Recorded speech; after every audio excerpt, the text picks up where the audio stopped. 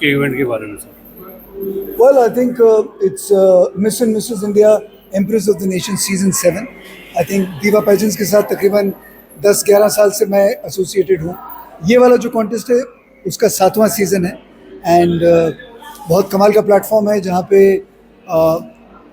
Married unmarried हर तरह की जो औरतें हैं उनको एक मंच दिया गया है ताकि वो अपनी प्रतिभा, अपना जो कैलिबर है, अपना जो कुछ वो ज़िंदगी में कर सकती हैं, मंच हम देते हैं और मंच के द्वारा वो अपनी ज़िंदगी में बहुत कुछ हासिल कर सकती हैं। So diva pageants is been doing this for about 11-12 years and I've been associated with them the exact number of times. So looking forward to the next one and we've had an amazing event.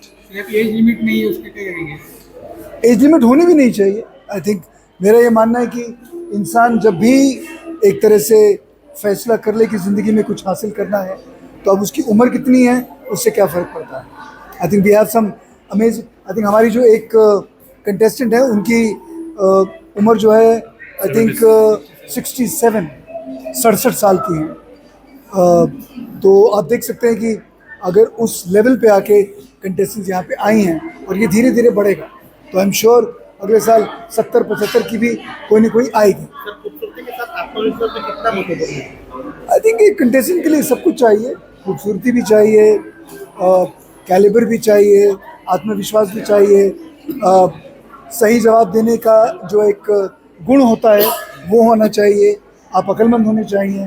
तो सारी चीज़ें मिलके और सबसे बड़ी बात जब आप मंच पे होते हैं उस समय जब सवाल आपकी तरफ फेंका गया है आप जवाब कैसे देते हैं।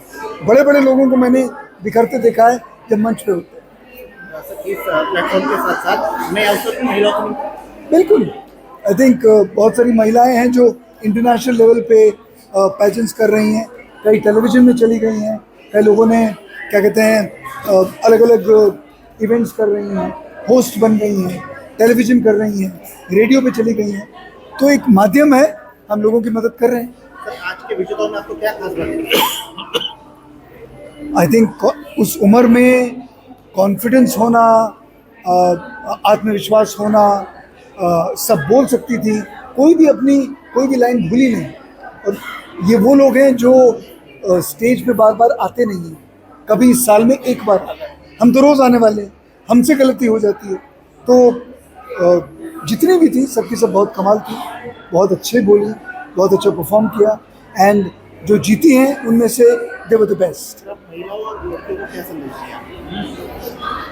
कुछ नहीं, मैं क्या संदेश दूंगा, ईमानदारी से अपना क्या इंकरेज करेंगे आप? नहीं, कोई भी काम करें, सिर्फ फिल्म या टेलीविज़न नहीं, आप कोई भी काम करें ईमानदारी के साथ, शिद्दत के साथ, पूरे विश्वास के साथ, पूरा मन लगा के, मतलब आपका दिमाग जो है एक चीज़ में अगर आप लगा दें तो पूरे विश्वास के साथ आप काम कीजिएगा, आपको सक्सेस मिलेगी।